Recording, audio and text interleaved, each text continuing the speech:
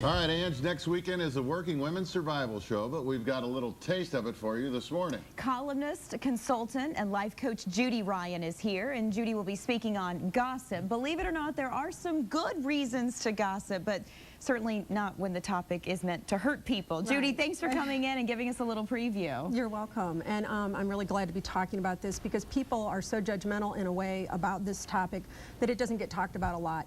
But the good reasons that people gossip are that the social needs that we all have beyond survival are to feel empowered and to feel lovable and to feel connected and to feel that we have contributions to make. And usually when we're gossiping, it's because something is going on within us where we don't feel those things. And so one of the reasons that we gossip is because it gives us a sense of pseudo-power to say something bad about somebody and raise ourselves up. And that's just a power that doesn't really serve. It's kind of like a sugar rush by eating a candy bar instead of eating a nutritious meal. Well, all of that is what sells the magazines at the end of the grocery aisle, right? I mean, the gossip rags. But what's the harm in partaking of that, especially if it's, you know, the Hollywood set and people you don't know? Well, maybe it's not as harmful if you're talking about the Hollywood set, although I think that we have an impact on us when we talk negative about anybody. It kind of has an effect overall. But really the kind of harmful gossip I'm talking about is what people do in the workplace and in the community. And a lot of times the reason that it's so harmful is because trust is so important for people. And if you're gossiping, even if I'm talking bad about somebody else to you, you're going to think, well, gosh, what if I get on her bad side? You know, she'll talk bad about me, and it kind of just breaks that trust overall. So, and there's a difference between gossiping and venting. Is that true? Yes, well, and even venting can be the term people use for gossip.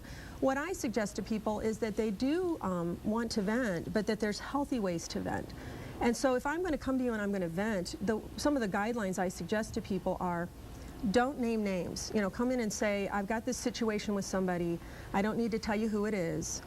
Here are my fears and concerns that I have about this situation, and here's what I want to have be the result of this conversation with you, this venting. I want to be able to create something positive out of it.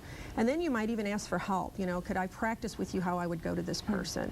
And usually I suggest that people also kind of lift their mood afterwards, because all negative behavior, including gossip, comes from that feeling of not being empowered, lovable, connected, and contributing. So, you know, I suggest them things like that. But if you sort of sanitize it, I guess that's one of the alternatives to actually saying, me telling you, hey, did you hear about Angela Huddy, our forecaster over here?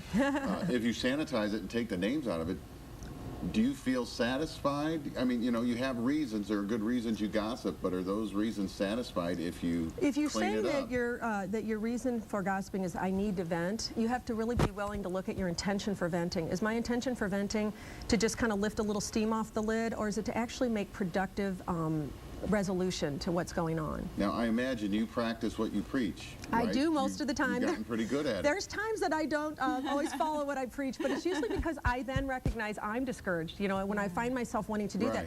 Another thing that people do is in our culture, it's not really as acceptable to connect through positive things, like saying, oh, I just love you and you're just great.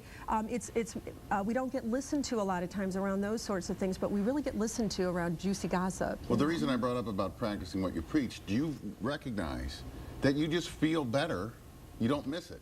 I don't miss it. No, I really don't miss it. In fact, there's a few places I'm still working on it, but I definitely see that it has a positive effect on the people that put it down. All right, so Judy will be at the Working Women's Survival Show, which is February 24th through 26th. It's happening at the St. Charles Convention Center. If you'd like to hear more about this and some of the good tips that she has, because I think that's something that everybody in America should really try to work on, is realizing why you're spreading a rumor and perhaps thinking twice about doing it. So. Oh yeah, we're addicted. It's awful. The culture we live in. Yep. Thank you, for coming Judy. in. We appreciate it. Thank you. That was Good really tips. cool. Yep.